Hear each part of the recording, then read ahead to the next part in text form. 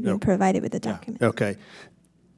For the record, Mr. Ding, are you aware of any Communist Party or Chinese government's influence at those banks to get them on the list of 10 that you use for your customer financing? 那么，针对这10家银行的这个清单，用于客户融资的，您是否知道有没有中国政府或者是中国共产党在背后的影响？你是说共产党影响银行？ So you means the Chinese Communist Party influenced those banks? So 这我不知道。 that I do not know. All right. And looking at the financial statements of Huawei, you made money in 2011. Excuse me. I'm trying to reconcile the change in stockholders' equity. You had a significant decrease in stockholders' equity, yet you made money in 2011. We can't find, at least on a quick purview, a statement of changes in stockholders' equity. Can you tell us why the stockholders' equity at the beginning of 2011 didn't increase by the amount of profit made by the company in 2011? 那么我在看华为的这个财务报表，那么2011年的时候，你们在利润方面有增长，但是在股权的这个equity 这一方面，我没有看到一个相应的增长。那么你能不能够解释一下，为什么在这一块11年的盈利没有导致我们在stockholder equity 这一方面的一个增长？这是一个非常技术的问题，我还真不知道。This is a very technical financial issue, and I really do not know. 我觉得，如果国会议员感兴趣的话，我们负责财务的也可以和你来沟通。If you are interested in this topic, we can have our financial expert communicating about. Thank you. The profit margin in 2011 dropped dramatically from where it had previously been. Is that the result of predatory pricing on the part of Huawei in order to gain customer share or market share and making less money? Why did your profit margin drop so significantly? 那么为什么我们看到2011年的这个利润率有非常大的下滑？那么这一块是为什么会有这么强烈的下滑？是不是我们在价格上面降得很低，然后以此获取市场份额，导致我们的利润率的下滑？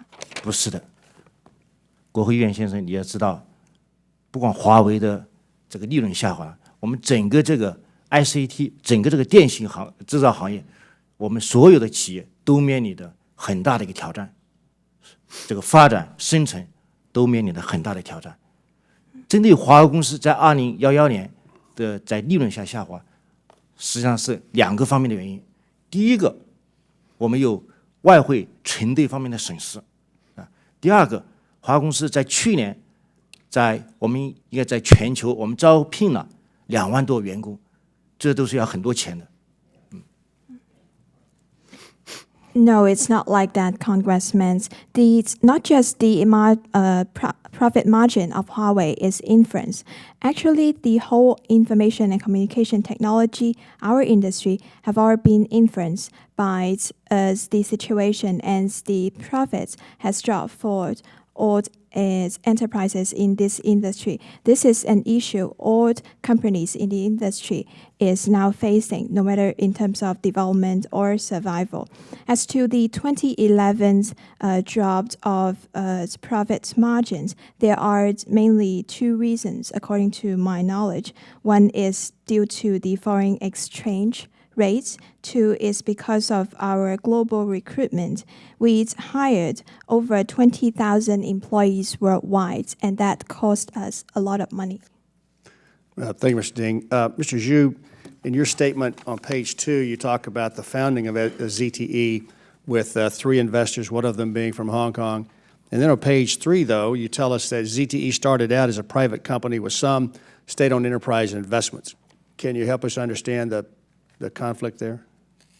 朱先生，刚才您的是讲过，就是中信公司成立的时候是有这个资金是来自三个方面的，其中一个是香港的公司，但是接着呢又说你们是一个私营的公司，但是也有一些国营企业是你们的股东，能不能给我们解释一下这是怎么一回事？那么这个问题呢，是中兴公司在1985年成立的时候，是由香港，然后侯为贵先生和等自然人投资成立的公司。当时在中国，应该说，在此之前只有国营企业。那么这样的合资企业，被认定为私营企业或者多种所有，或者就是被认定为私营企业或者是合资企业。当我们在1996年考虑上市的时候，那么我们又引进了新的当时是引进了新的投资方作为我们的上市公司的投资者，成立了中兴新作为我们的投资者。In 1985, when the company was founded, the investors, as you said, were three in number. One was a Hong Kong company, and one was Mr. Ho and another natural person. And prior to this time, it would be fair to say that every company in China was a state-owned company. So a company of this type was new, and at that time, this would be considered a private company or a joint venture company. Subsequently, when the company wanted to list, it needed to bring in new investors. And at that time, the Zhongxinxin company was created.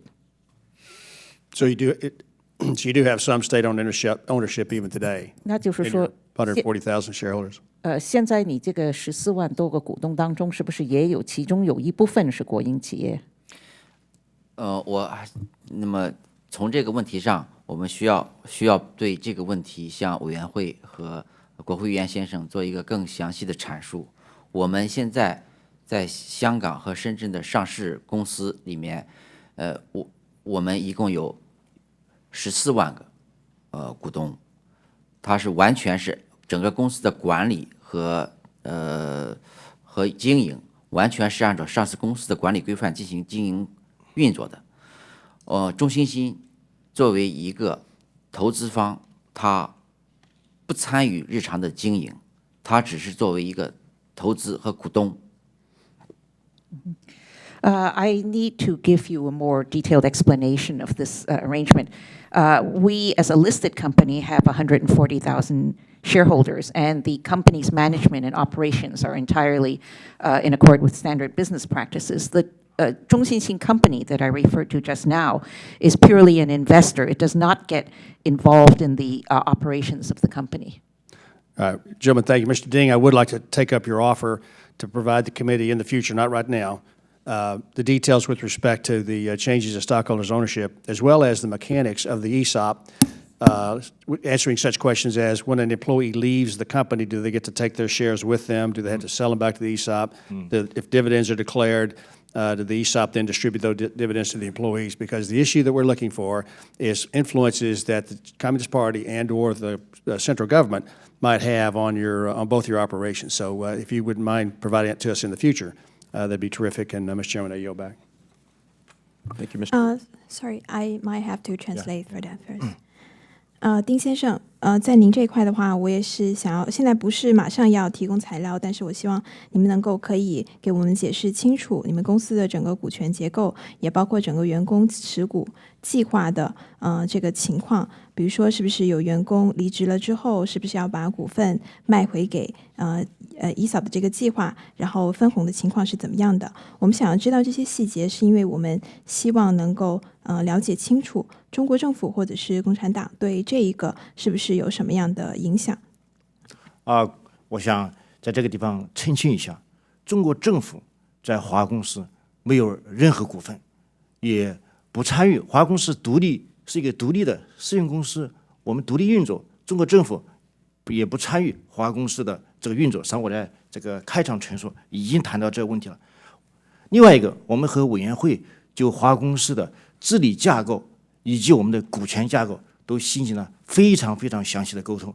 如果你还需要什么材料的话，如果给我们清单，我们也愿意再提供，这些都是开放的。实际上我们在华公司的这个年报，我想你已经看到了，实际上我们这个股权架构，包括我们治理的架构，我们治理架构，包括我们这个依然是非常非常清楚的。I would like to clarify several points related to that. One is that the Chinese government has no ownerships nor shares in Huawei. Huawei operates independently. It's a private company. There is no influence from the Chinese government in terms of our business operations. And we have already provided the detailed information related to the governance structure and also the stock ownership structure to the committee in the past. And if you have further interest in that, you can also provide us with a list. And those information we have already provided to you are still open to the committee. And in our annual report, you can also see very clearly our governance structure, and all of those are very transparent. Thank you. Ms. Tchaikovsky. Thank you very much, Mr. Chairman, and thank you, gentlemen, for coming here today to testify. Mr. Ding, I have a question for you. In September of 2007, Bain Capital announced a proposal to acquire 3Com, a deal that would have given China-based Huawei Technologies a minority stake in the company.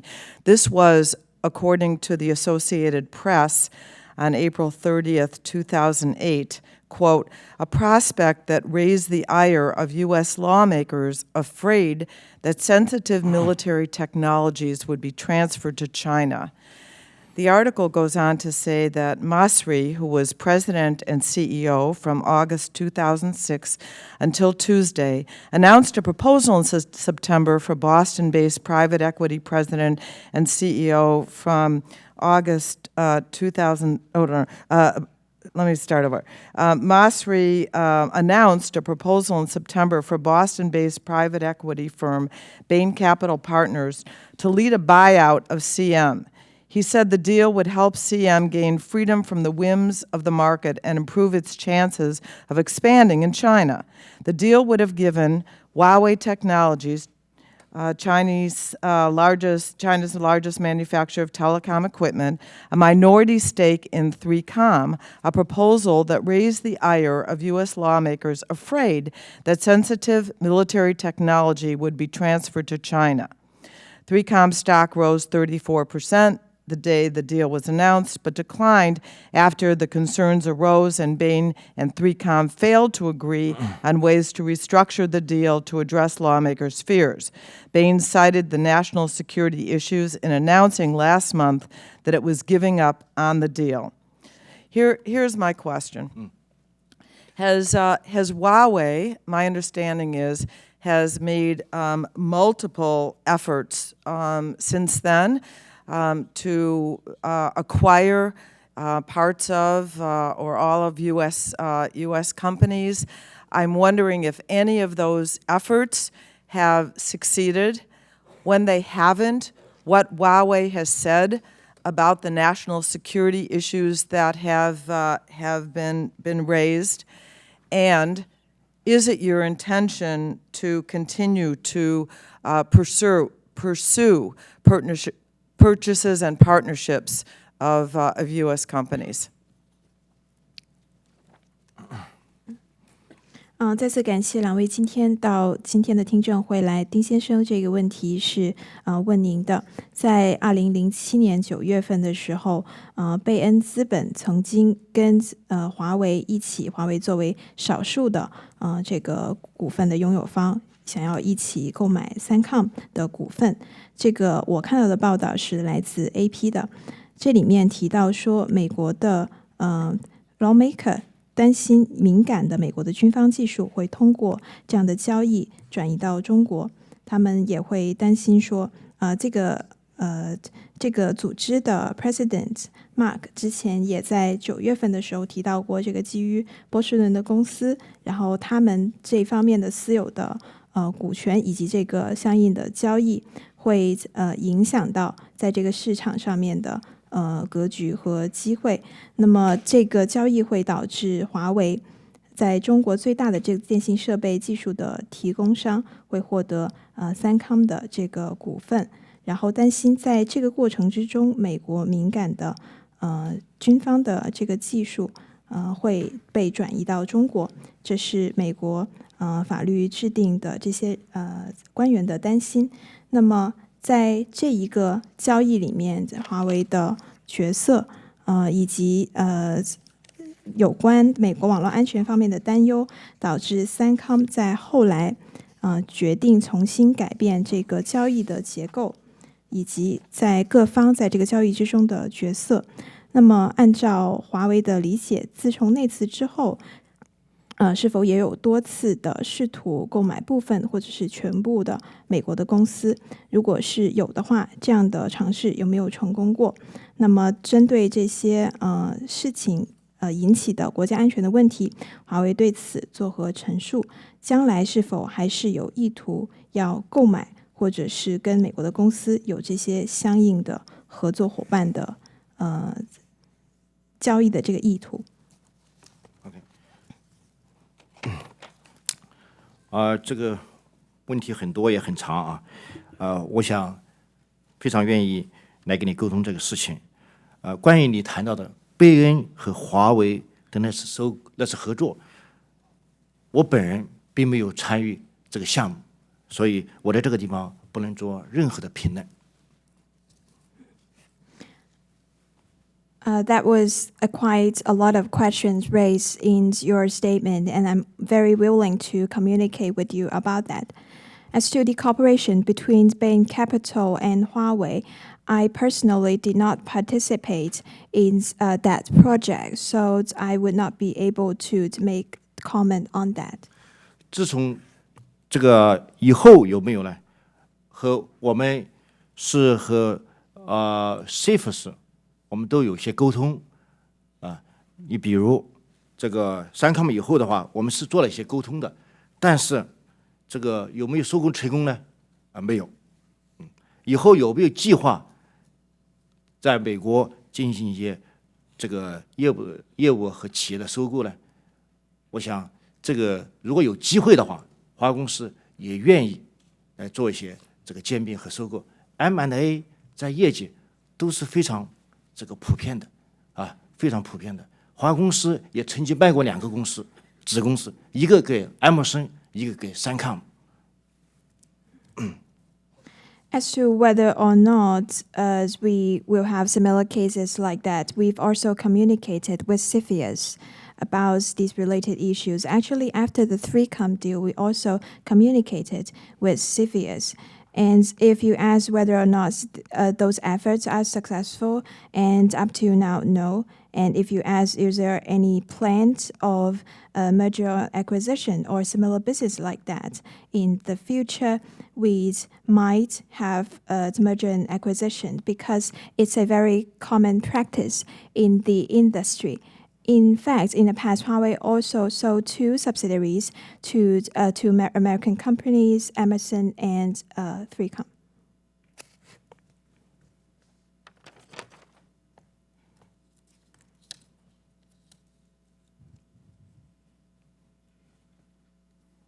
Thank you, Mr. Chairman. I yield back. Thanks, Ms. Schakowsky. Ms. Bachmann. Thank you, Mr. Chairman, and thank you, gentlemen, for being here before the committee today.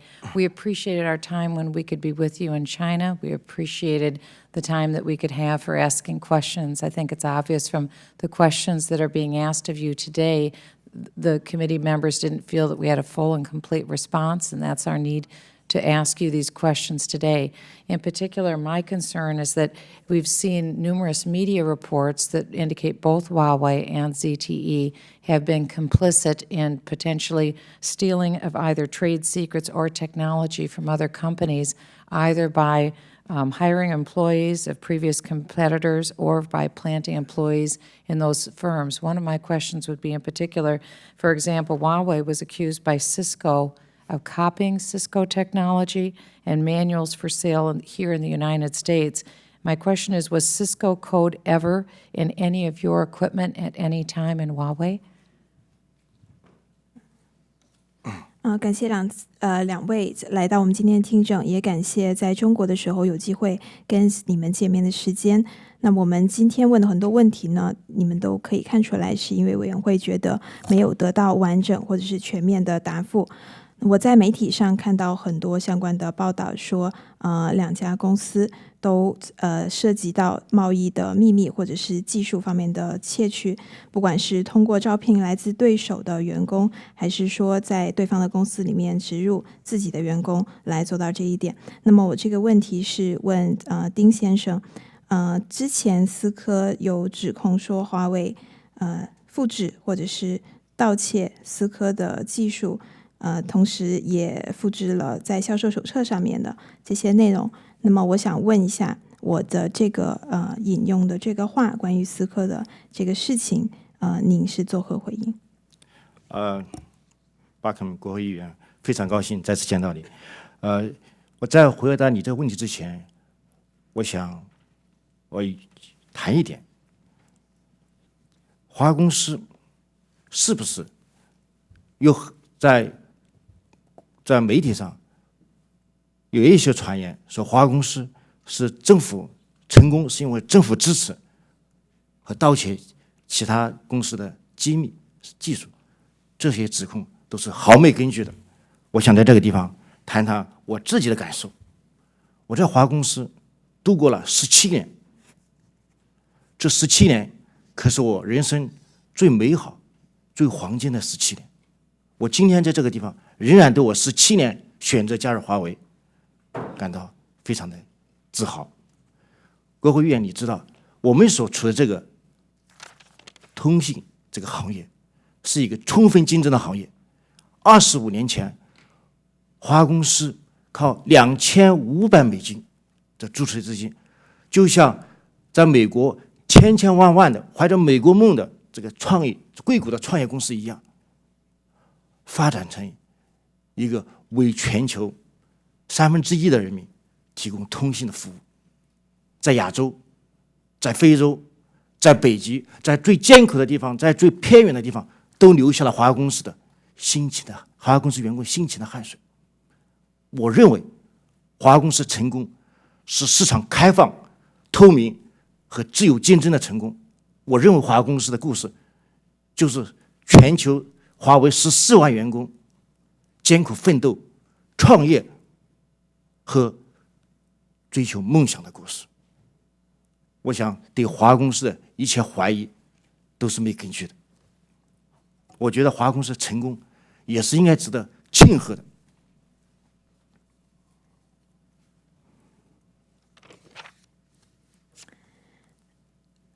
Very good to see you again, Ms. Bachmann. And before I answer your questions, I would like to say one point, because I've seen a lot of coverage from the media questioning about the success of Huawei, whether it's due to the support of the Chinese government or it's a threat of technological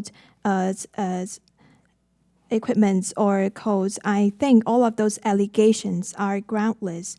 I've been working for Huawei for more than 17 years, and these 17 years are indeed the golden age of my life, and it's the most wonderful 17 years of my life.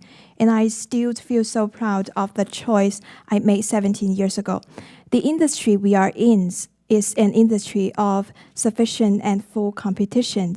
And 25 years ago, just like thousands of Silicon Valley startups, we started our company with only $2,500, and today we've developed to be a big company serving 1/3 of the world's population. And we have seen our employees working in the most difficult areas, the toughest areas in Asia, Africa, North Pole, various kinds of places. And the success of Huawei is actually the success of these openness, transparency, and also free market competition. The success of Huawei is actually the success of 140,000 employees at Huawei. It's a success of their dedication, their entrepreneurship, and their pursuit for the dream. So all of these suspicions over Huawei are groundless. Huawei's success is very clear, and there's no question about it. Well, it's a remarkable story that you have to tell, from 2,500 employees to 1/3 of global coverage to 140,000 employees. And that's why we appreciate and we expect there will be great openness and transparency from Huawei here. But again, my question was Cisco code ever in any of your equipment at any time? 感谢您给我们讲了一个动人的故事，就是原来怎么从他理解到的是2500名员工，然后发展到现在的140万的员工。这也是为什么作为一个如此大规模的公司，我们期望华为能够更加开放和透明。但是我的问题是，思科的代码有没有曾经出现过在华为的任何设备里面 OK， 2004，如果我没记错的话，是2003年，思科起诉华为盗窃源代码，然后华为把相关产品的源代码全部提供给思科公司进行 review 的结果是，思科公司最后也没有发现华为公司侵犯源代码，最后的结果是思科公司也撤诉了。这是我知道一个大致的一个情况，这实际上也反映了华为公司是一个尊重他人知识产权，和我们也同时也保护我们自己的知识产权。国务院，我告诉你，华为公司每年我们投资10%以上的这个收入到研发，我们有6500名员工在从事这个研发工作，我们在全球申请了5万件专利，我们本身就是最大专利的一个所有者，所以我们一定要去尊重他人知识产权，当然我们也同时保护我们的知识产权，这是华为公司这个商业准则。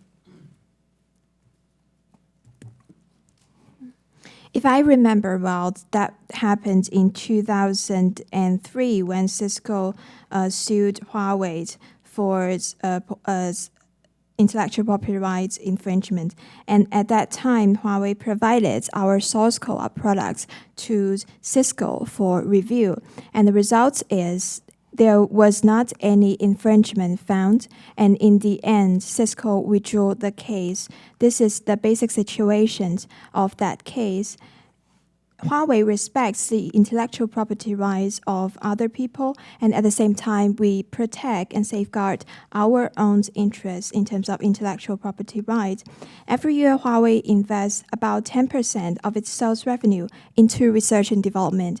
We have 65,000 R&D employees working at Huawei, and we also have 50,000 PCT patent applications. And these facts make us, in fact, one of the largest owners of intellectual property rights in the world. And this is also the reason why we respect other people's intellectual property right, as well as safeguarding our own intellectual property right. This is our belief in commercial value. But as part of the settlement of the case with Cisco, didn't you admit that Cisco code was in your equipment? 那么最后的话有一个和解，这样不就是说承认了在思科的这个在华为的设备里面有思科的这个代码吗？关于你提到这个源代码，我这个地方也想谈一下。实际上，这个源代码是华为公司这个一个第三方合作伙伴来提供的，并且最后发现这个源代码本身就在网上就是一个公开的。我还是强调一点，华为公司是尊重他人知识产权的，华为公司也是大力提倡对知识产权的保护。我们在中国，我们在全球，我们都大力提倡对知识产权的保护，因为这也是保护华为公司自身的利益。As specifically to the source code, the source code of the issues concerned was actually from a third-party partner. Those are already available and opened on the internet. And I would like to also emphasize that we respect other people's intellectual property rights, and we also advocate with a lot of efforts intellectual property rights in China and also in the world, because we understand that as the protection of our own interests as well. And I believe that I've run out of time to ask any further questions, Mr. Chair. One question I would just like to ask the witnesses to respond in writing, and that would be regarding the Motorola Corporation. And that question would be that I